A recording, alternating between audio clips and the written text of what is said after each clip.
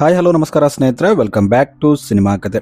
ಇವತ್ತು ನಾವು ರೀಸೆಂಟ್ ಆಗಿ ರಿಲೀಸ್ ಆದ ವಿಶಾಖಪಟ್ಟಣಂ ಸ್ಟೋರಿನ ನೋಡೋಣ. ಸ್ಟೋರಿ ತುಂಬಾ ಇಂಟ್ರೆಸ್ಟಿಂಗ್ ಆಗಿರುತ್ತೆ. ವಿಡಿಯೋನ ಲಾಸ್ಟ್ ವರೆಗೆ ನೋಡಿ. ಕತೆ ಆರಂಭದಲ್ಲಿ ನಮಗೆ ಭಾರತಿ ಅನ್ನೋ ಒಬ್ಬ ಮಹಿಳೆಯನ್ನ ತೋರಿಸ್ತಾರೆ. ಈಕೆಗೆ ತನ್ನ ತಂದೆ ಅಂದ್ರೆ ಆಗ್ತಿರಲ್ಲ. ಏಕೆಂದ್ರೆ ಈಕೆ ಸಣ್ಣವಳಿದ್ದಾಗ ತನ್ನ ತಂದೆ ಕಾರಣದಿಂದಾಗಿ ತನ್ನ ತಾಯಿ ಸತ್ತೋಗಿದ್ದಾಳೆ ಅಂತ ಆಕೆ ಅನ್ಕೊಂಡಿರ್ತಾಳೆ. ಏಕೆಂದ್ರೆ ಈಕೆ ಸಣ್ಣವಳಿದ್ದಾಗ ತನ್ನ ಕಣ್ಣ ಮುಂದೆನೆ ತನ್ನ ತಾಯಿ ಬೆಂಕಿ ಹಚ್ಕೊಂಡು ಸತ್ತೋಗಿರ್ತಾಳೆ. ಇದೇ ಟ್ರೋಮಾ ಈಗ ಭಾರತಿ ಮನಸ್ಸಲ್ಲಿ ಹಾಗೆ ಕುಂತಿರುತ್ತೆ. ಆಕೆ ದೊಡ್ಡವಳಾದ್ರೂ ಅದೇ ಆಕೆಗೆ ನೆನಪಾಗ್ತಿರುತ್ತೆ. ಅದಕ್ಕೆ ಆಕೆಗೆ ತನ್ನ ತಂದೆ ಅಂದ್ರೆ ಸ್ವಲ್ಪನೂ ಆಗ್ತಿರಲ್ಲ. ಇನ್ನು ಈಗ ದೊಡ್ಡವಳಾದ್ಮೇಲೆ ಭಾರತಿ ಕಾಲೇಜಲ್ಲಿ ಸೋಷಿಯಲ್ ಜಸ್ಟಿಸ್ ಅನ್ನೋ ಒಂದು ಸಬ್ಜೆಕ್ಟ್ ನ ಕಲಿಸ್ತಿರ್ತಾಳೆ. ಒಂದು ದಿನ ಭಾರತಿ ಹತ್ರ ಚಕ್ರಪಾಣಿ ಅನ್ನೋ ಒಬ್ಬ ವ್ಯಕ್ತಿ ಬರ್ತಾನೆ. ಈತ ಒಂದು NGO ನ ನಡೆಸ್ತಿರ್ತಾನೆ. ಈತ ಬಂದು ಭಾರತಿಗೆ ನಿಮ್ಮ ತಂದೆಯಿಂದ ನಮಗೆ ಡೊನೇಷನ್ ಕೊಡಿಸಿ ಅಂತ ಹೇಳ್ತಾನೆ. ಆದ್ರೆ ಭಾರತಿ ತನ್ನ ತಂದೆಯಿಂದ ಯಾವುದೇ ಹೆಲ್ಪ್ ತಗೋಬೇಕಂತ ಆಸೆ ಪಡ್ತಿರಲ್ಲ. ಅದಕ್ಕೆ ಆಕೆ ಆತನಿಗೆ ನಾನು ಅವರಿಂದ ದುಡ್ಡನ್ನ ಕೇಳಲ್ಲ, ಆದ್ರೆ ಮಕ್ಕಳಿಗೆ ಬೇಕಾದ ವಸ್ತುಗಳು ಸಿಗ್ಬೇಕು, ಅದಕ್ಕೆ ತನ್ನ ಕೈಯಲ್ಲಿದ್ದ ಬಂಗಾರದ ಬಳೆಯನ್ನ ಆ ವ್ಯಕ್ತಿಗೆ ಕೊಟ್ಬಿಡ್ತಾಳೆ. ಇದನ್ನ ನೋಡಿ ಚಕ್ರಪಾಣಿ ತುಂಬಾ ಖುಷಿ ಆಗ್ತಾನೆ. ಆತ ಭಾರತಿನ ಮೆಚ್ಕೋತಾನೆ. ನಿಮ್ಮಂತವರಿಂದನೇ ಈ ಮಕ್ಕಳಿಗೆ ಒಳ್ಳೇದಾಗ್ತಿದೆ ಅಂತ ಹೇಳ್ತಾನೆ. ಈಗ ಸಿನಿಲಿಂದ ಶೇಖರ್ ಅನ್ನೋ ಒಬ್ಬ ವ್ಯಕ್ತಿ ಕಡೆ ಶಿಫ್ಟ್ ಆಗುತ್ತೆ. ಈತ ನಾಯ್ಡು ರೈಟ್ ಹ್ಯಾಂಡ್ ಆಗಿರ್ತಾನೆ. ನಾಯ್ಡು ಅಂದ್ರೆ ಅದೇ ಭಾರತಿ ತಂದೆ ಆಗಿರ್ತಾನೆ. ಆಗ ನಾಯ್ಡು ಕಡೆಯವರು ಶೇಖರ್ ಹತ್ರ ಬಂದು ಪೊಲೀಸರು ತಮ್ಮ ಇಲ್ಲಿಗಲ್ ವಸ್ತುಗಳನ್ನ ಜಪ್ತಿ ಮಾಡಿದ್ದಾರೆ ಅಂತ ಹೇಳ್ತಾರೆ. ಈಗ ತಕ್ಷಣ ಶೇಖರ್ ಮತ್ತು ಸೂರಿ CI ಹತ್ರ ಹೋಗ್ತಾರೆ ಮತ್ತು ತಮ್ಮ ಸಾಮಾನನ್ನ ಬಿಡುವಂತೆ ಕೇಳ್ತಾರೆ. ಆದ್ರೆ CI ತುಂಬಾ ಹಾನೆಸ್ಟ್ ವ್ಯಕ್ತಿ ಆಗಿರ್ತಾನೆ. ಆತ ಅವರಿಗೆ ಭಯಪಡಲ್ಲ. ಆತ ಅವರಿಗೆ ಸ್ಮಗ್ಲಿಂಗ್ ಮಾಡೋದು ತುಂಬಾ ದೊಡ್ಡ ತಪ್ಪು, ನಾನು ಅದನ್ನ ಬಿಡಲ್ಲ ಅಂತ ಹೇಳ್ತಾನೆ. ಇದನ್ನ ಕೇಳಿ ನಾಯ್ಡು ಕಡೆಯವರಿಗೆ ತುಂಬಾ ಕೋಪ ಬರುತ್ತೆ. ಅದಕ್ಕೆ ಅವರು ರಾತ್ರಿ ಆದಾಗ CI ಮನೆಗೆ ಹೋಗ್ತಾರೆ ಮತ್ತು ಅವನನ್ನ ಸಾಯಿಸ್ಬಿಡ್ತಾರೆ. ಇನ್ನು ಅವನ ಬಾಡಿನ ಒಂದು ಗೋಣಿಚೀಲದಲ್ಲಿ ಹಾಕಿ ಬೆಂಕಿ ಹಚ್ಚಿಬಿಡ್ತಾರೆ.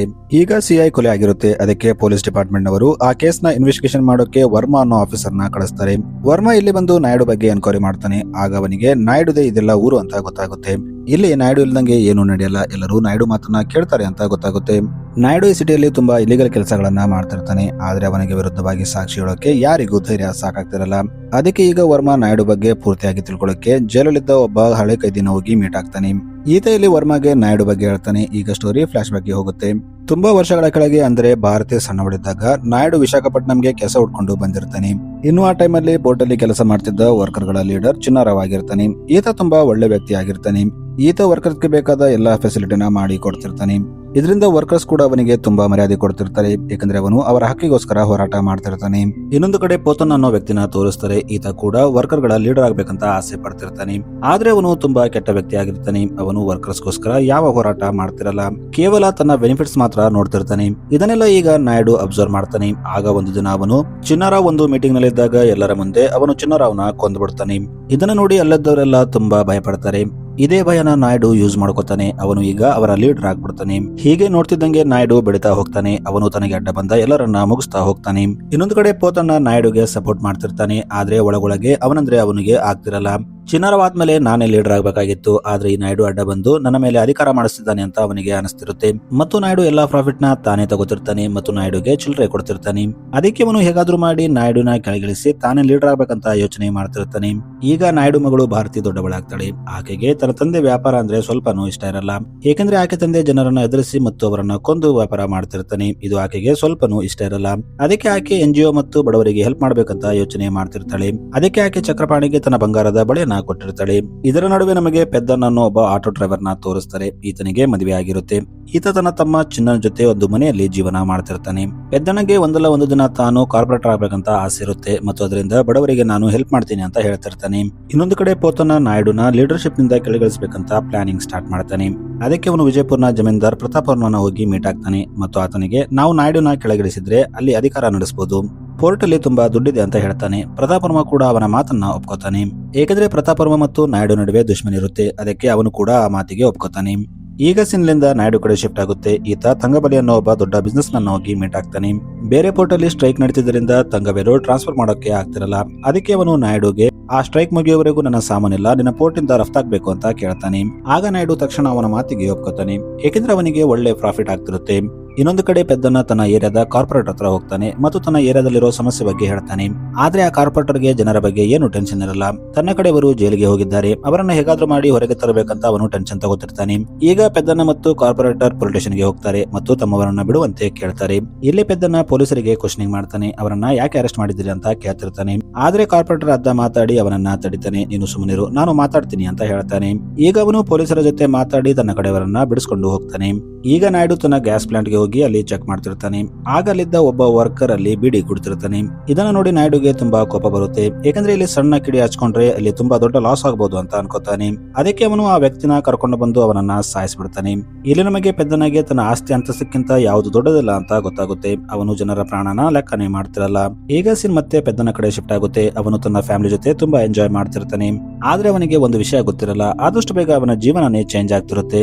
ಮಾರನೇ ದಿನ ಬೆಳಗ್ಗೆ ಚಿನ್ನ ಸ್ಕೂಲ್ ಅಲ್ಲಿ ಒಂದು ಪ್ರೋಗ್ರಾಮ್ ಇರುತ್ತೆ. ಅಲ್ಲಿ ಎಲ್ಲ ಮಕ್ಕಳು ಸೇರಿರ್ತಾರೆ. ಆಗ ಅಚಾನಕ್ ಆಗಿ ಭೂಮಿ ಒಳಗಿದ್ದ ಗ್ಯಾಸ್ ಪೈಪ್ ಲೀಕ್ ಆಗಿ ಬ್ಲಾಸ್ಟ್ ಆಗುತ್ತೆ. ಇದರಿಂದ ಅಲ್ಲಿದ್ದ ತುಂಬಾ ಜನ ಸತ್ತೋಗಿರ್ತಾರೆ. ಆದ್ರೆ ಚಿನ್ನ ಬದುಕಿರ್ತಾನೆ. ಇದು ಪೆದ್ದನಿಗೆ ಗೊತ್ತಾದಾಗ ಅವನು ಅಲ್ಲಿ ಬಂದು ನೋಡ್ತಾನೆ. ಇಲ್ಲಿ ಚಿನ್ನ ಇನ್ನೂ ಬದುಕಿರ್ತಾನೆ. ಆದ್ರೆ ಅವನ ಒಂದು ಕೈ ಕಟ್ಟಾಗಿರುತ್ತೆ. ಇದು ಈಗ ಗ್ಯಾಸ್ ಪೈಪ್ ನಾಯ್ಡು ಅಂತ ಗೊತ್ತಾದಾಗ ಜನ ಹೋರಾಟ ಮಾಡ್ತಾರೆ. ನಾಯ್ಡುನ ಅರೆಸ್ಟ್ ಮಾಡಬೇಕು ಅಂತ ಅವರು ಹೇಳ್ತಿರ್ತಾರೆ. ಆದ್ರೆ ನಾಯ್ಡು ತುಂಬಾ ದೊಡ್ಡ ವ್ಯಕ್ತಿ ಆಗಿರ್ತಾನೆ. ಪೊಲೀಸರು ಅವನನ್ನ ಅರೆಸ್ಟ್ ಮಾಡೋಕೆ ಹೋಗಲ್ಲ. ಈಗ ನಾಯ್ಡು ಎಸ್ಪಿಗೆ ಕಾಲ್ ಮಾಡ್ತಾನೆ ಮತ್ತು ಈ ಮ್ಯಾಟರ್ ನ ಇಲ್ಲೇ ಕ್ಲೋಸ್ ಮಾಡುವಂತೆ ಹೇಳ್ತಾನೆ. ಇನ್ನು ಮಾರನೇ ದಿನ ಇಬ್ಬರು ವ್ಯಕ್ತಿಗಳು ಹೋಗಿ ಪೊಲೀಸ್ ಸ್ಟೇಷನ್ ಅಲ್ಲಿ ಸರೆಂಡರ್ ಆಗ್ತಾರೆ. ಈ ಗ್ಯಾಸ್ ಪೈಪ್ ಲೀಕ್ ಆಗೋಕೆ ನಾವೇ ಕಾರಣ, ನಾವೇ ಬೇಕಂತ ನಾಯ್ಡುನ ಸಿಗಾಕ್ಸ್ಬೇಕಂತ ಈ ಗ್ಯಾಸ್ ಪೈಪ್ ನ ಲೀಕ್ ಮಾಡಿದ್ವಿ ಅಂತ ಹೇಳ್ತಾರೆ. ಆದ್ರೆ ಸಿಐ ವರ್ಮಾ ಇದನ್ನ ಒಪ್ಪಲ್ಲ. ಅವನು ಇದರ ಹಿಂದೆ ನಾಯ್ಡು ಕೈವಾಡ ಇರಬಹುದು ಅಂತ ಡೌಟ್ ಪಡ್ತಿರ್ತಾನೆ. ಆದ್ರೆ ಅವನು ನಾಯ್ಡುನ ಅರೆಸ್ಟ್ ಮಾಡೋಕೆ ಅವನ ಹತ್ರ ಸಾಕ್ಷಿಗಳು ಇರಲ್ಲ. ಆದ್ರೆ ಇನ್ನು ಈ ಕಡೆ ಜನ ಹೋರಾಟ ಮಾಡ್ತಿರ್ತಾರೆ. ಇದರಲ್ಲಿ ಪೆದ್ದನ ಕೂಡ ಇರ್ತಾನೆ. ಆಗ ಅಲ್ಲಿ ನಾಯ್ಡು ಮಗಳು ಭಾರತಿ ಕೂಡ ಬರ್ತಾಳೆ. ಈಕೆ ಬಂದು ಇಲ್ಲಿ ಹೋರಾಟ ಮಾಡ್ತಿರ್ತಾಳೆ. ಇದು ಈಗ ನಾಯ್ಡುಗೂ ಗೊತ್ತಾದಾಗ ಅವನಿಗೆ ತುಂಬಾ ಕೋಪ ಬರುತ್ತೆ. ತನ್ನ ಸ್ವಂತ ಮಗಳೇ ತನ್ನ ವಿರುದ್ಧ ಹೋರಾಟ ಮಾಡ್ತಿದ್ದಾಳೆ ಅಂತ ಅನ್ಕೋತಾನೆ. ಆಮೇಲೆ ಅವನು ಸೂರಿ ಮತ್ತು ಶೇಖರ್ನ ಕರೆದು ಅಲ್ಲಿಂದ ಭಾರತಿನ ಕರ್ಕೊಂಡು ಬರುವಂತೆ ಹೇಳ್ತಾನೆ. ಈಗ ಇವರು ಇಲ್ಲಿ ಬಂದು ಭಾರತಿನ ಅಲ್ಲಿಂದ ಎಳ್ಕೊಂಡು ಹೋಗ್ತಾರೆ. ಇನ್ನು ಪೊಲೀಸರು ಅಲ್ಲಿ ಹೋರಾಟ ಮಾಡ್ತಿದ್ದ ಪೆದ್ದನನ್ನ ಅರೆಸ್ಟ್ ಮಾಡ್ಕೊಂಡು ಹೋಗ್ತಾರೆ. ಆದ್ರೆ ಇದು ಭಾರತಿಗೆ ಗೊತ್ತಾದಾಗ ಆಕೆ ತನ್ನ ಲಾಯರ್ಗೆ ಹೇಳಿ ಪೆದ್ದನನ್ನ ಜೈಲಿಂದ ಹೊರಗೆ ಹಾಕಿಸ್ತಾಳೆ. ಆದ್ರೆ ಇಲ್ಲಿ ಇನ್ನೊಂದು ಟ್ವಿಸ್ಟ್ ಓಪನ್ ಆಗುತ್ತೆ. ಆಕ್ಚುಲಿ ಶೇಖರ್ ನಾಯ್ಡುಗೆ ಹಾನೆಸ್ಟ್ ಆಗಿರಲ್ಲ. ಅವನು ವಿಶಾಖಪಟ್ಟಣಂನ ತನ್ನ ಕಂಟ್ರೋಲ್ ನಲ್ಲಿ ತಗೋಬೇಕಂತ ತುಂಬಾ ದಿನಗಳಿಂದ ಟ್ರೈ ಮಾಡ್ತಿರ್ತಾನೆ. ಅವನು ನಾಯ್ಡು ಮತ್ತು ತನ್ನ ತಂದೆ ಕಟೋಲನ್ನ ದಾರಿಯಿಂದ ಸರಿಸಿ ತಾನೇ ವಿಶಾಖಪಟ್ಟಣಂನ ಲೀಡ್ ಮಾಡಬೇಕಂತ ಟ್ರೈ ಮಾಡ್ತಿರ್ತಾನೆ. ಅದಕ್ಕೆ ಅವನು ತನ್ನ ಫ್ರೆಂಡ್ ಜಗ್ಗುನ ಕಾರ್ಪೊರೇಟರ್ ಮಾಡಿರ್ತಾನೆ ಮತ್ತು ಅಲ್ಲಿ ನಡೀತಿರೋ ಸಣ್ಣ ಪುಟ್ಟ ಪ್ಲಾನ್ ಗಳನ್ನ ತನಗೆ ಬಂದು ಹೇಳುವಂತೆ ಹೇಳಿರ್ತಾನೆ. ಈ ಕಡೆ ನಾಯ್ಡು ಕೂಡ ತನ್ನ ಪ್ಲಾನ್ ನ ಮಾಡ್ತಿರ್ತಾನೆ. ಅವನು ತನ್ನ ಶತ್ರು ಪ್ರತಾಪ್ ವರ್ಮನ ತನ್ನ ಮನೆಗೆ ಕರೀತಾನೆ ಮತ್ತು ಅವನಿಗೆ ಇಲ್ಲಿ ಒಂದು ಆಫರ್ ನ ಕೊಡ್ತಾನೆ. ನಾಯ್ಡು ಪ್ರತಾಪ್ ವರ್ಮಗೆ ನಾನು ನನ್ನ ಮಗಳ ಮದುವೆನ ನಿನ್ನ ಜೊತೆ ಮಾಡಿಸ್ಬೇಕು ಅನ್ಕೊಂಡಿದ್ದೀನಿ. ಇದು ನಮ್ಮಿಬ್ಬರ ನಡುವಿರುವ ಶತ್ರುತ್ವನ ಮುಗಿಯುವಂತೆ ಮಾಡುತ್ತೆ ಅಂತ ಹೇಳ್ತಾನೆ. ಇದನ್ನ ಕೇಳಿ ಪ್ರತಾಪ್ ವರ್ಮ ಸ್ವಲ್ಪನೂ ಯೋಚನೆ ಮಾಡದೆ ಸರಿ ಅಂತ ಒಪ್ಕೋತಾನೆ. ಏಕೆಂದ್ರೆ ಅವನು ಭಾರತಿನ ನೋಡ್ತಾನೆ. ಭಾರತಿ ನೋಡೋಕೆ ತುಂಬಾ ಸುಂದರವಾಗಿರ್ತಾಳೆ. ಆದ್ರೆ ಇನ್ನೊಂದು ಕಡೆ ನಾಯ್ಡು ತನ್ನ ಮಗಳ ಮದುವೆನ ಪ್ರತಾಪ್ ವರ್ಮ ಜೊತೆ ಮಾಡಿ ತನ್ನ ಪವರ್ನ ಜಾಸ್ತಿ ಮಾಡ್ಕೋಬೇಕು ಅಂತ ಅನ್ಕೊಂಡಿರ್ತಾನೆ. ಇದನ್ನೆಲ್ಲ ಪೆದ್ದನ ಕೇಳ್ತಿರ್ತಾನೆ. ಅವನು ಈಗ ಒಬ್ಬಂಟಿಗನಾಗಿರ್ತಾನೆ. ಇನ್ನು ಈಗ ಸ್ವಲ್ಪ ದಿನ ಆದ್ಮೇಲೆ ಪ್ರತಾಪ್ ವರ್ಮ ಮತ್ತು ಭಾರತಿ ನಡುವೆ ಮದುವೆ ಆಗುತ್ತೆ. ಇಲ್ಲಿ ಎಲ್ಲರೂ ತಮ್ಮ ತಮ್ಮ ಪ್ರಾಫಿಟ್ ಗಾಗಿ ಈ ಮದುವೆನ ಮಾಡ್ತಿರ್ತಾರೆ. ಇನ್ನು ಸ್ವಲ್ಪ ದಿನ ಆದ್ಮೇಲೆ ನಾಯ್ಡು ಹೊಸ ಕಾರ್ಪೊರೇಟ್ ಗಳ ಲಿಸ್ಟ್ ನ ಜಾರಿ ಮಾಡ್ತಾನೆ. ಇಲ್ಲಿ ಪೆದ್ದನಿಗೆ ನಾಯ್ಡು ತನ್ನ ಕಡೆ ಕೆಲವರನ್ನ ಕಾರ್ಪೊರೇಟ್ ಆಗಿ ಮಾಡ್ತಾನೆ ಅಂತ ನಂಬಿಕೆ ಇರುತ್ತೆ. ಆದ್ರೆ ಅದರಲ್ಲಿ ಅವನ ಕಡೆಯ ಒಬ್ಬರ ಹೆಸರು ಇರಲ್ಲ. ಇದರಿಂದ ಪೆದ್ದನಿಗೆ ತುಂಬಾ ಕೋಪ ಬರುತ್ತೆ. ಅವನು ನಾಯ್ಡು ಹತ್ರ ಹೋಗಿ ಮಾತಾಡಬೇಕಂತ ಅನ್ಕೊಂಡಿರ್ತಾನೆ. ಅವನು ಮನೆಯಿಂದ ಹೊರಗೆ ಬಂದಾಗ ಪೊಲೀಸರು ಅವನಿಗಾಗಿ ಕಾಯ್ತಿರ್ತಾರೆ. ವರ್ಮಾ ಅವನನ್ನ ಅರೆಸ್ಟ್ ಮಾಡ್ಕೊಂಡು ಕರ್ಕೊಂಡು ಹೋಗ್ಬಿಡ್ತಾನೆ. ಆಕ್ಚುಲಿ ಇದು ಕೂಡ ನಾಯ್ಡು ಪ್ಲಾನಿಂಗ್ ಆಗಿರುತ್ತೆ. ಅವನು ಪೆದ್ದನ ಬಗ್ಗೆ ಮೊದಲೇ ಯೋಚನೆ ಮಾಡಿರ್ತಾನೆ. ಈಗ ಸೀನಿಂದ ಭಾರತಿ ಕಡೆ ಶಿಫ್ಟ್ ಆಗುತ್ತೆ. ಭಾರತಿ ಮತ್ತು ಪ್ರತಾಪ್ ವರ್ಮ ಒಂದೇ ರೂಮ್ ಅಲ್ಲಿ ಇರ್ತಾರೆ. ಇಲ್ಲಿ ಪ್ರತಾಪ್ ವರ್ಮ ಭಾರತಿ ಜೊತೆ ರೊಮ್ಯಾನ್ಸ್ ಮಾಡೋಕೆ ಟ್ರೈ ಮಾಡ್ತಿರ್ತಾನೆ. ಆದ್ರೆ ಇದು ಭಾರತಿಗೆ ಇಷ್ಟ ಇರಲ್ಲ. ಆಕೆ ಅವನನ್ನ ತಡಿತಿರ್ತಾಳೆ. ಆದ್ರೆ ಪ್ರತಾಪ್ ವರ್ಮ ಕೇಳದೆ ಆಕೆಗೆ ಫೋರ್ಸ್ ಮಾಡೋಕೆ ಹೋಗ್ತಾನೆ. ಇದರಿಂದ ಭಾರತಿ ಕೋಪದಲ್ಲಿ ಅವನಿಗೆ ಚಾಕು ಚುಚ್ಚಿ ಅವನನ್ನ ಸಾಯಿಸ್ಬಿಡ್ತಾಳೆ. ಇದು ಈಗ ನಾಯ್ಡುಗೆ ಗೊತ್ತಾದಾಗ ಅವನು ಶಾಕ್ ಆಗ್ತಾನೆ. ಅವನು ಶೇಖರ್ ಮತ್ತು ಸೂರ್ಯನ ಕರ್ಕೊಂಡು ಭಾರತಿ ಹತ್ರ ಹೋಗ್ತಾನೆ. ಇಲ್ಲಿ ಬಂದಾಗ ನಾಯ್ಡು ಭಾರತಿ ಮೇಲೆ ತುಂಬಾ ಕೋಪ ಮಾಡ್ತಾನೆ. ಈಗ ನಾವು ಏನ್ ಮಾಡ್ಬೇಕು ಅಂತ ಹೇಳ್ತಾನೆ. ಈಗ ಸೂರ್ಯ ಮುಂದೆ ಬರ್ತಾನೆ. ಆತ ನಾಯ್ಡುಗೆ ನೀವು ಚಿಂತೆ ಮಾಡಬೇಡಿ, ಈ ಕೊಲೆನ ನಾನು ನನ್ನ ಮೇಲೆ ಹಾಕೋತೀನಿ ಅಂತ ಹೇಳ್ತಾನೆ. ಆಗ ನಾಯ್ಡು ಈ ಕೇಸ್ನ ಸೂರ್ಯ ಮೇಲೆ ಹಾಕಿ ಅವನನ್ನ ಜೈಲಿಗೆ ಕಳಿಸ್ತಾನೆ. ಇಲ್ಲಿ ನಮಗೆ ಸೂರ್ಯ ಭಾರತಿನ ಲವ್ ಮಾಡ್ತಿದ್ದಾನೆ ಅಂತ ಗೊತ್ತಾಗುತ್ತೆ. ಅದಕ್ಕೆ ಅವನು ಆಕೆಗೋಸ್ಕರ ಜೈಲಿಗೆ ಹೋಗೋಕ್ಕೂ ರೆಡಿ ಆಗಿರ್ತಾನೆ. ಇನ್ನೊಂದು ಕಡೆ ಭಾರತಿ ಈಗ ತುಂಬಾ ಚೇಂಜ್ ಆಗಿರ್ತಾಳೆ. ಆಕೆ ಶೇಖರ್ನ ತನ್ನ ಹತ್ರ ಕರೀತಾಳೆ ಮತ್ತು ಆತನಿಗೆ ಚಕ್ರಪಾಣಿ ಎನ್ಜಿಒ ನನ್ನ ಹೆಸರಿಗೆ ಮಾಡಿಸು ಅಂತ ಹೇಳ್ತಾಳೆ. ಇದನ್ನ ಕೇಳಿ ಶೇಖರ್ ಕೂಡ ಶಾಕ್ ಆಗ್ತಾನೆ. ಯಾಕಂದ್ರೆ ಅವನಿಗೆ ಭಾರತೀಯ ಈ ಮುಖ ಗೊತ್ತಿರಲ್ಲ. ಈಗ ಶೇಖರ್ ಚಕ್ರಪಾಣಿನ ತನ್ನ ಹತ್ರ ಕರೆದು ಅವನಿಗೆ ವಾರ್ನಿಂಗ್ ಕೊಡ್ತಾನೆ ಮತ್ತು ಎನ್ಜಿಒನ ಭಾರತೀಯ ಹೆಸರಿಗೆ ಮಾಡುವಂತೆ ಹೇಳ್ತಾನೆ. ಈಗ ಚಕ್ರಪಾಣಿಗೆ ಬೇರೆ ಆಪ್ಷನ್ ಇಲ್ಲದೆ ಅವನು ಎನ್ಜಿನ ಭಾರತೀಯ ಹೆಸರಿಗೆ ಮಾಡ್ತಾನೆ. ಆಕ್ಚುಲಿ ಭಾರತಿ ಈ ಎನ್ಜಿಒನ ತನ್ನ ತಂದೆ ವಿರುದ್ಧ ಯೂಸ್ ಮಾಡ್ಬೇಕಂತ ಇದರ ಅಧಿಕಾರನ ತಗೊಂಡಿರ್ತಾಳೆ. ಈಗ ಸೀನಿಂದ ಜೈಲ್ ಕಡೆ ಶಿಫ್ಟ್ ಆಗುತ್ತೆ. ಇಲ್ಲಿ ಸೂರ್ಯನ ಮೀಟ್ ಆಗೋಕೆ ಪೋತನ್ನ ಬರ್ತಾನೆ. ಏಕೆಂದ್ರೆ ಪೋತನ ಕೂಡ ಅದೇ ಜೈಲಲ್ಲಿ ಇರ್ತಾನೆ. ಇಲ್ಲಿ ಪೋತನ ಸೂರ್ಯಗೆ ನೀನು ನಾನು ಒಂದಾದ್ರೆ ನಾಯ್ಡುನ ಈಸಿಯಾಗಿ ಮುಗಿಸಬಹುದು ಅಂತ ಹೇಳ್ತಾನೆ. ಆದ್ರೆ ಸೂರ್ಯ ಅವನ ಮಾತಿಗೆ ಒಪ್ಪಲ್ಲ. ಯಾಕಂದ್ರೆ ಅವನು ಕೇವಲ ಭಾರತಿಗಾಗಿ ಜೈಲಿಗೆ ಬಂದಿರ್ತಾನೆ. ಈ ಕಡೆ ಭಾರತಿಗೆ ಎನ್ಜಿಒ ಮೇಲೆ ಕೇಸ್ ಇದೆ ಅಂತ ಗೊತ್ತಾಗುತ್ತೆ. ಏಕೆಂದ್ರೆ ಎನ್ಜಿಒ ಇದ್ದ ಲ್ಯಾಂಡ್ ಮೇಲೆ ಡಿಸ್ಪ್ಯೂಟ್ ನಡೀತಿರುತ್ತೆ. ಅದಕ್ಕೆ ಚಕ್ರಪಾಣಿ ಭಾರತಿಗೆ ನಾವು ಆದಷ್ಟು ಬೇಗ ಏನಾದ್ರೂ ದಾರಿ ಹುಡ್ಕೋಬೇಕು, ಇಲ್ಲಾಂದ್ರೆ ನಾವು ಕೋರ್ಟ್ ನಲ್ಲಿ ಕೇಸ್ ಸೋತ್ರೆ ಈ ಎನ್ಜಿಒನ ಮುಚ್ಚಬೇಕಾಗುತ್ತೆ ಅಂತ ಹೇಳ್ತಾನೆ. ಇದನ್ನ ಕೇಳಿ ಭಾರತಿಗೆ ಒಂದು ಪ್ಲಾನ್ ಬರುತ್ತೆ. ನೀವು ಈ ಎನ್ಜಿಒ ಹೆಸರನ್ನ ನನ್ನ ತಾಯಿ ಹೆಸರಿಗೆ ಟ್ರಾನ್ಸ್ಫರ್ ಮಾಡಿ, ಇದರಿಂದ ನಾವು ನಮ್ಮ ತಂದೆಯ ಇನ್ಫ್ಲೂಯೆನ್ಸ್ ನ ಉಪಯೋಗಿಸಿ ಇಲ್ಲಿ ಯಾರು ಬರದಂಗೆ ತಡಿಬಹುದು ಅಂತ ಹೇಳ್ತಾಳೆ. ಆದ್ರೆ ಚಕ್ರಪಾಣಿಗೆ ಇದು ಇಷ್ಟ ಇರಲ್ಲ. ಬೇರೆ ಆಪ್ಷನ್ ಇಲ್ಲದೆ ಅವನು ಅದಕ್ಕೆ ಒಪ್ಕೋತಾನೆ. ಯಾಕಂದ್ರೆ ಅವನಿಗೆ ಎನ್ಜಿಒ ಕಾಪಾಡಬೇಕಾಗಿರುತ್ತೆ. ಇಲ್ಲೇ ಚಕ್ರಪಾಣಿಗೆ ಭಾರತಿ ತನ್ನ ಪರ್ಸನಲ್ ದುಶ್ಮನಿಗೋಸ್ಕರ ಈ ಎಂಜಿನ್ ಯೂಸ್ ಮಾಡ್ತಿದ್ದಾಳೆ ಅಂತ ಸ್ವಲ್ಪನೂ ಗೊತ್ತಿರಲ್ಲ. ಈಗ ಸೀನಿಲಿಂದ ಸೂರಿ ಕಡೆ ಶಿಫ್ಟ್ ಆಗುತ್ತೆ. ಅಲ್ಲಿ ಕೌಟಲ್ಯ ಸೂರ್ಯನ ಮೀಟ್ ಆಗೋಕೆ ಬಂದಿರ್ತಾನೆ. ಈತ ಸೂರಿಗೆ ನೀನು ಭಾರತಿನ ಲವ್ ಮಾಡ್ತಿದ್ಯಾ ಅಂತ ಕೇಳ್ತಾನೆ. ಈಗ ಸೂರ್ಯ ಸ್ವಲ್ಪನೂ ತಡ ಮಾಡದೆ ಹೌದು ಅಂತ ಹೇಳ್ತಾನೆ. ಇದನ್ನ ಕೇಳಿ ಕೌಟಲ್ಯ ಈಗ ಹೊರಗೆ ಬಂದು ನಾಯ್ಡುಗೆ ಇದೇ ವಿಷಯ ಹೇಳ್ತಾನೆ. ಇದನ್ನ ಕೇಳಿ ನಾಯ್ಡುಗೆ ತುಂಬಾ ಕೋಪ ಬರುತ್ತೆ. ಒಬ್ಬ ಸಾಮಾನ್ಯ ಡ್ರೈವರ್ ತನ್ನ ಮಗಳನ್ನ ಇಷ್ಟಪಟ್ಟರೆ ನನ್ನ ಮರ್ಯಾದೆ ಹೋಗುತ್ತೆ ಅಂತ ಅನ್ಕೋತಾನೆ. ಅದಕ್ಕೆ ಅವನು ಸೂರ್ಯನ ಮುಗಿಸೋಕೆ ಅಲ್ಲಿ ಜನರನ್ನ ಕಳಿಸ್ತಾನೆ. ಆದ್ರೆ ಅಲ್ಲಿ ಪೊತನ ಕಡೆಯವರು ಬಂದು ಸೂರ್ಯನ ಕಾಪಾಡ್ತಾರೆ. ಈಗ ಸೂರಿಗೆ ನಾಯ್ಡುನೇ ತನ್ನ ಕೊಲ್ಲಸೋಕೆ ಟ್ರೈ ಮಾಡಿದ್ದಾನೆ ಅಂತ ಕನ್ಫರ್ಮ್ ಆಗುತ್ತೆ. ಇದರಿಂದ ಈಗ ಅವನು ಕೌಟಲ್ಯ ಮತ್ತು ನಾಯ್ಡು ಕಡೆಯವರಿಂದ ದೂರ ಇರ್ತಾನೆ. ಇನ್ನು ಸ್ವಲ್ಪ ದಿನ ಆದ್ಮೇಲೆ ಭಾರತಿ ಸೂರ್ಯನ ಮೀಟ್ ಆಗೋಕೆ ಜೈಲ್ಗೆ ಬರ್ತಾಳೆ. ಇಲ್ಲಿ ಭಾರತಿ ಸೂರಿಗೆ ನೀನು ನಾಯ್ಡುನ ಮುಗಿಸ್ಬೇಕಂದ್ರೆ ಅವನ ಮೇಲೆ ಡೈರೆಕ್ಟ್ ಅಟ್ಯಾಕ್ ಮಾಡಿದ್ರೆ ಆಗಲ್ಲ. ಮೊದಲು ನಾವು ಅವನ ಭಯ ಮತ್ತು ಪವರ್ ನ ಮುಗಿಸ್ಬೇಕು. ಆಗ ಅವನು ವೀಕ್ ಆಗ್ತಾನೆ. ಆಮೇಲೆ ಅವನನ್ನ ನಾವು ಈಸಿಯಾಗಿ ಮುಗಿಸಬಹುದು ಅಂತ ಹೇಳ್ತಾಳೆ. ಇದನ್ನ ಕೇಳಿ ಸೂರ್ಯ ಹಾಗಾದ್ರೆ ನಾನು ಏನ್ ಮಾಡ್ಬೇಕು ಅಂತ ಕೇಳ್ತಾನೆ. ಆಗ ಆಕೆ ಸೂರಿಗೆ ನೀನು ನಿನ್ನ ತಮ್ಮ ರಾಜುನ ಆಟೋನಗರ್ನಲ್ಲಿ ವಸೂಲಿ ಮಾಡೋಕೆ ಕಳಿಸು. ಇದರಿಂದ ಜನರಿಗೆ ಸೂರ್ಯ ಡೈರೆಕ್ಟ್ ಆಗಿ ನಾಯ್ಡುಗೆ ವಿರುದ್ಧ ನಿಂತಿದ್ದಾನೆ ಅಂತ ಗೊತ್ತಾಗುತ್ತೆ. ಇದರಿಂದ ಜನರಲ್ಲಿ ಆಟೋಮೆಟಿಕ್ಲಿ ನಾಯ್ಡು ಬಗ್ಗೆ ಇದ್ದ ಭಯ ಹೋಗುತ್ತೆ ಅಂತ ಹೇಳ್ತಾಳೆ. ಇದು ಸೂರ್ಯಗೆ ಸರಿ ಅಂತ ಅನಿಸುತ್ತೆ. ಅದಕ್ಕೆ ಅವನು ತನ್ನ ತಮ್ಮನ್ನ ಕರೆದು ಆಟೋನಗರ್ಗೆ ಹೋಗಿ ವಸೂಲಿ ಮಾಡು ಅಂತ ಹೇಳ್ತಾನೆ. ಈಗ ಸೂರ್ಯ ಕೂಡ ತನ್ನ ಅಣ್ಣನ ಮಾತಿನ ಪ್ರಕಾರ ಆಟೋನಗರ್ಗೆ ಹೋಗಿ ಅಲ್ಲಿ ವಸೂಲಿ ಮಾಡ್ತಿರ್ತಾನೆ. ಆಗ ಅಲ್ಲಿ ಶೇಖರ್ ಬರ್ತಾನೆ. ಈತ ಒಂದು ರಾಜುನ ತಡಿತಾನೆ. ಆಗ ರಾಜು ಅವನ ಜೊತೆ ಜಗಳ ತಗೋತಾನೆ. ಇದರಿಂದ ಕೋಪದಲ್ಲಿ ಶೇಖರ್ ಅವನ ಮೇಲೆ ಪೆಟ್ರೋಲ್ ಹಾಕಿ ಅವನಿಗೆ ಬೆಂಕಿ ಹಚ್ಚಿಬಿಡ್ತಾನೆ. ಆದ್ರೆ ಅಕ್ಕಪಕ್ಕದಲ್ಲಿದ್ದ ಜನ ಅವನ ಬೆಂಕಿನ ಆರಿಸಿ ಅವನನ್ನ ಹಾಸ್ಪಿಟಲ್ಗೆ ಕರ್ಕೊಂಡು ಹೋಗ್ತಾರೆ. ಇದರಿಂದ ಅವನು ಬದುಕೋತಾನೆ. ಇನ್ನೊಂದು ಕಡೆ ತಂಗಬಲಿ ನಾಯ್ಡು ಹತ್ರ ಬರ್ತಾನೆ ಮತ್ತು ತನ್ನ ಸಾಮಾನು ಸೇಫ್ಟಿಯಾಗಿ ಪೊಲೀಸರಿಗೆ ಗೊತ್ತಾಗದ ಹಾಗೆ ನನ್ನ ಜಾಗಕ್ಕೆ ತಲುಪುತ್ತಲ್ಲ ಅಂತ ಕೇಳ್ತಾನೆ. ಆಗ ನಾಯ್ಡು ಅವನಿಗೆ ನೀನು ಭಯಪಡಬೇಡ, ನಾನು ಗ್ಯಾರಂಟಿ ಕೊಡ್ತೀನಿ, ನಿನ್ನ ಸಾಮಾನೆಲ್ಲ ಕರೆಕ್ಟ್ ಆಗಿ ನಿನ್ನ ಜಾಗಕ್ಕೆ ತಲುಪುತ್ತೆ ಅಂತ ಹೇಳ್ತಾನೆ. ಈ ಕಡೆ ಪೋತನ ಕಡೆಯವನಾದ ಮಸೂದ್ ಪೊಲೀಸರಿಗೆ ಕಾಲ್ ಮಾಡಿ ನಾಯ್ಡು ಇಲ್ಲಿಗಲಿ ಸ್ಮಗ್ಲಿಂಗ್ ಮಾಡ್ತಿದ್ದಾನೆ ಅಂತ ಹೇಳ್ತಾನೆ. ಆದ್ರೆ ಅವನು ಇನ್ಫಾರ್ಮೇಶನ್ ನ ವರ್ಮಾಗೆ ಹೇಳೋಕೆ ಹೋದಾಗ ಪೊಲೀಸ್ ಸ್ಟೇಷನ್ ಅಲ್ಲಿ ವರ್ಮಾನೇ ಇರಲ್ಲ.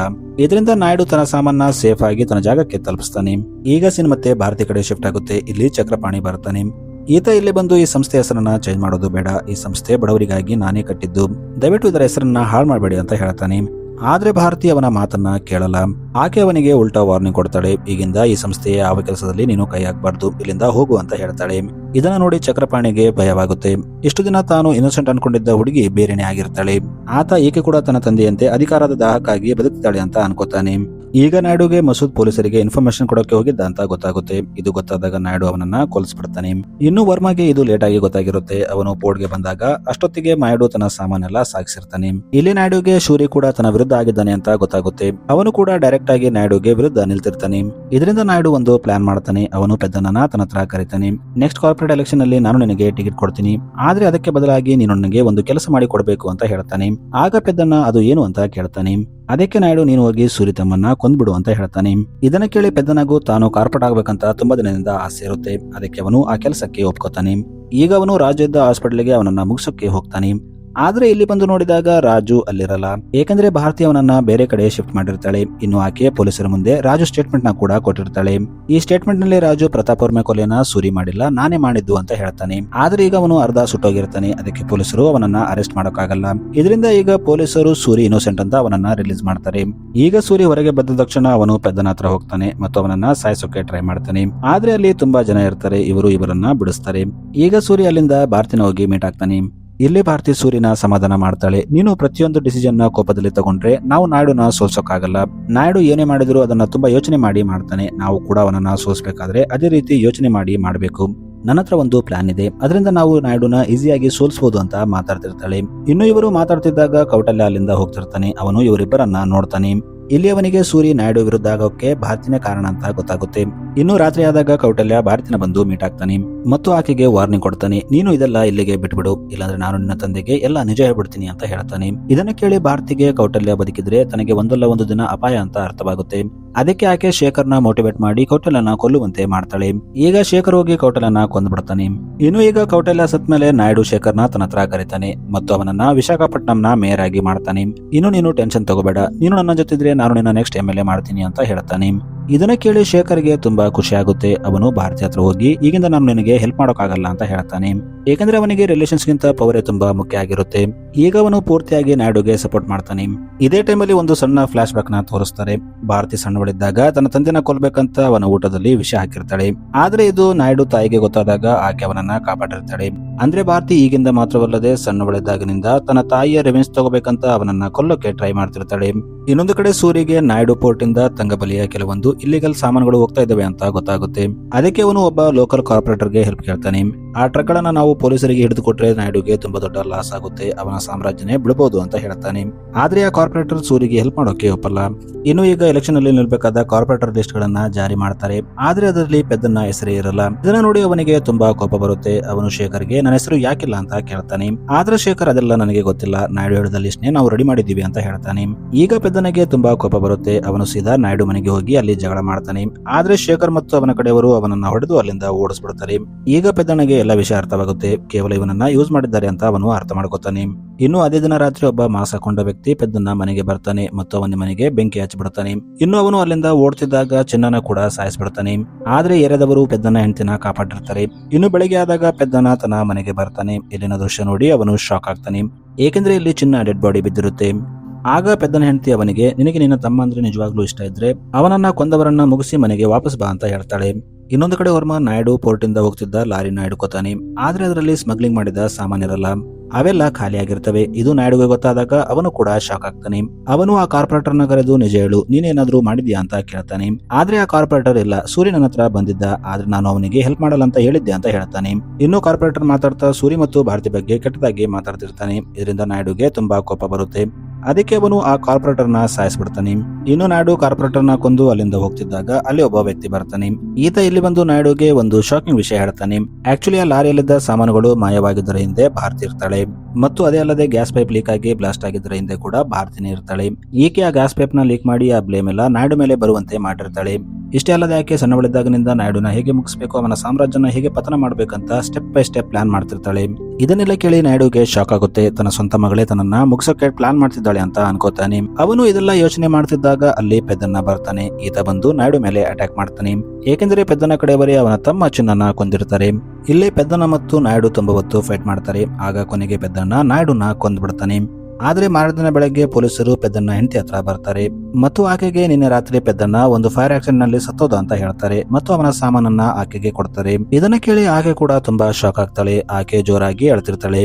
ಇನ್ನು ಈಗ ನಾಯ್ಡು ಅಂತಿಮ ಸಂಸ್ಕಾರಕ್ಕೆ ಎಲ್ಲರೂ ಅಲ್ಲಿಗೆ ಬರ್ತಾರೆ. ಇಲ್ಲಿ ತಂಗಬಲಿ ಕೂಡ ಬಂದಿರ್ತಾನೆ. ಇಲ್ಲಿ ತಂಗಬಲಿ ಪೆದ್ದಣ್ಣ ಸತ್ ಮೇಲೆ ಈ ನೆಟ್ವರ್ಕ್ ಎಲ್ಲ ಮುಗಿದೋಗುತ್ತೆ ಅಂತ ಅನ್ಕೊಂಡಿರ್ತಾನೆ. ಆದ್ರೆ ಇಲ್ಲಿ ಭಾರತಿ ಬರ್ತಾಳೆ. ಈಕೆ ಬಂದು ತಂಗಬಲಿಗೆ, ನಿನ್ನ ಸಾಮಾನೆಲ್ಲ ನಿನಗೆ ಸೇರ್ಬೇಕಾಗಿದ್ದ ಜಾಗಕ್ಕೆ ಸೇರಾಗಿದೆ ಅಂತ ಹೇಳ್ತಾಳೆ. ಇದನ್ನ ಕೇಳಿ ಆತ ತುಂಬಾ ಖುಷಿ ಆಗ್ತಾನೆ. ಇಲ್ಲಿ ನಾಯ್ಡು ಇಲ್ಲದಿದ್ರು ಪರವಾಗಿಲ್ಲ, ಅವನ ಮಗಳು ಭಾರತಿ ಈಗ ಎಲ್ಲದನ್ನ ಸಂಭಾಳಿಸಬಹುದು ಅಂತ ಅವನು ಅರ್ಥ ಮಾಡ್ಕೋತಾನೆ. ಇಲ್ಲಿ ನಾಯ್ಡುಗೆ ಸಂಬಂಧಿಸಿದ ಎಲ್ಲರೂ ಬಂದಿರ್ತಾರೆ. ಅದಕ್ಕೆ ತಂಗಬಲಿ ಎಲ್ಲರ ಮುಂದೆ, ಈಗಿಂದ ನಮಗೆ ಭಾರತಿನೇ ಲೀಡರ್ ಅಂತ ಹೇಳ್ತಾನೆ. ಇದನ್ನ ಕೇಳಿ ಅಲ್ಲೇ ಕೂತಿದ್ದ ಶೇಖರ್ ಕನಸೆಲ್ಲ ನುಚ್ಚು ನೂರಾಗುತ್ತೆ. ಏಕೆಂದ್ರೆ ಅವನು ನಾಯ್ಡು ಬದುಕಿದ್ದಾಗ ಭಾರತಿನ ಬೇಡ ಅಂತ ಹೇಳಿ ನಾಯ್ಡು ಜೊತೆ ಸೇರ್ಕೊಂಡಿರ್ತಾನೆ. ಆದ್ರೆ ಈಗ ನಾಯ್ಡುನೇ ಇರಲ್ಲ ಮತ್ತು ಎಲ್ಲಾ ನೆಟ್ವರ್ಕ್ ಈಗ ಭಾರತಿ ಕೈಗೆ ಹೋಗಿರುತ್ತೆ. ಆದ್ರೆ ಇಲ್ಲಿ ಇನ್ನೊಂದು ಟ್ವಿಸ್ಟ್ ಬಾಕಿ ಇರುತ್ತೆ. ಆಕ್ಚುಲಿ ಪೆದ್ದನ ಮನೆಗೆ ಬೆಂಕಿ ಹಚ್ಚಿದ್ದು ಬೇರೆ ಯಾರು ಅಲ್ಲ, ಸೂರ್ಯ ಆಗಿರ್ತಾನೆ. ಆಕ್ಚುಲಿ ಭಾರತಿನೇ ಸೂರಿಗೆ ಹೇಳಿ ಪೆದ್ದನ ಮನೆಗೆ ಬೆಂಕಿ ಹಾಕ್ಸಿರ್ತಾಳೆ. ಆದ್ರೆ ಪೆದ್ದನ ಇದೆಲ್ಲ ನಾಯ್ಡು ಮಾಡಿದ್ದಾನೆ ಅಂತ ಅವನ ಮೇಲೆ ರಿವೆಂಜ್ ತಗೊಳಕ್ಕೆ ಅವನನ್ನ ಕೊಂದಿರ್ತಾನೆ. ಆದ್ರೆ ಇಲ್ಲಿ ಭಾರತಿ ತನ್ನ ತಂದೆ ಮೇಲೆ ರಿವೆಂಜ್ ತಗೋಬೇಕನ್ನೋ ಆಸೆಯಲ್ಲಿ ತಾನು ಕೂಡ ತನ್ನ ತಂದೆಯಂತೆ ರೆಡಿ ಆಗಿರ್ತಾಳೆ. ಏಕೆಂದ್ರೆ ಆಕೆ ಸಾಮಾನ್ಯ ಜನರ ಬಗ್ಗೆ ಸ್ವಲ್ಪನೂ ಯೋಚನೆ ಮಾಡ್ತಿರಲ್ಲ. ಆಕೆ ಎಷ್ಟೇ ಜನ ಸತ್ರು ತನ್ನ ರಿವೆಂಜ್ ಮಾತ್ರ ಮುಗಿಬೇಕಂತ ಯೋಚನೆ ಮಾಡ್ತಿರ್ತಾಳೆ. ಇನ್ನು ಆಕೆ ತನ್ನ ವಕೀಲನ ಪೆದ್ದನ್ನ ಹೆಂಡತಿ ಹತ್ರ ಕಳಿಸ್ತಾಳೆ ಮತ್ತು ಆಕೆಗೆ ಎಲೆಕ್ಷನ್ ಅಲ್ಲಿ ನಿಲ್ಲುವಂತೆ ಹೇಳ್ತಾಳೆ. ಆದ್ರೆ ಇಲ್ಲಿ ಇನ್ನೊಂದು ಟ್ವಿಸ್ಟ್ ಬಾಕಿ ಇರುತ್ತೆ. ಅದೇನೆಂದ್ರೆ ಪೆದ್ದನ್ನ ಇನ್ನೂ ಸತ್ತಿರಲ್ಲ, ಅವನು ಬದುಕಿರ್ತಾನೆ. ಆಕ್ಚುಲಿ ಪೆದ್ದನನ್ನ ಸಿಐ ವರ್ಮಾ ಕಾಪಾಡಿ ಅವನನ್ನ ಒಂದು ಸೇಫ್ ಆದ ಜಾಗದಲ್ಲಿ ಇಟ್ಟಿರ್ತಾನೆ. ಇಲ್ಲಿ ವರ್ಮಾ ಪೆದ್ದನಿಗೆ ಎಲ್ಲ ನಿಜ ಹೇಳ್ತಾನೆ. ನಿನ್ನ ತಮ್ಮ ಸಾಯೋದರ ಹಿಂದೆ ನಾಯ್ಡು ಇದ್ದಿದ್ದಿಲ್ಲ, ನಿಮ್ಮ ತಮ್ಮನ ಸಾವಿಗೆ ಭಾರತಿ ಕಾರಣ. ಆಕೆನೆ ಸೂರಿಗೆ ಹೇಳಿ ನಿನ್ನ ತಮ್ಮನ್ನ ಕೊಲಿಸಿದ್ದಾಳೆ ಅಂತ ಹೇಳ್ತಾನೆ. ಇಲ್ಲಿ ನಮಗೆ ಇನ್ನೊಂದು ವಿಷಯ ಗೊತ್ತಾಗುತ್ತೆ. ಆಕ್ಚುಲಿ ಸಿಐ ವರ್ಮಾ ಬೇರೆ ಯಾರು ಅಲ್ಲ, ನಾಯ್ಡು ಪೋರ್ಟ್ ಮೇಲೆ ಆಡಳಿತ ತಗೋಬೇಕಂತ ಚಿನ್ನ ವರ್ಮನ ಕೊಂದಿರ್ತಾನಲ್ಲ, ಅವನ ಮಗ ಆಗಿರ್ತಾನೆ. ಇವನು ತನ್ನ ತಂದೆಯ ರಿವೆಂಜ್ ತಗೋಬೇಕಂತ ಅಲ್ಲಿಗೆ ಬಂದಿರ್ತಾನೆ. ಆದ್ರೆ ಈಗ ನಾಯ್ಡು ಸತ್ತೋಗಿರ್ತಾನೆ. ಇನ್ನು ಅವನ ಮಗಳು ಭಾರತಿ ಈಗ ಆ ಪೋರ್ಟ್ ನ ಲೀಡರ್ ಆಗಿರ್ತಾಳೆ. ಈ ಕಡೆ ಪೆದ್ದನಗೂ ತನ್ನ ಶತ್ರು ಯಾರು ಅಂತ ಅರ್ಥವಾಗಿರುತ್ತೆ. ಸೊ ಸೀರೀಸ್ ಇಲ್ಲಿಗೆ ಎಂಡ್ ಆಗುತ್ತೆ. Thanks for watching.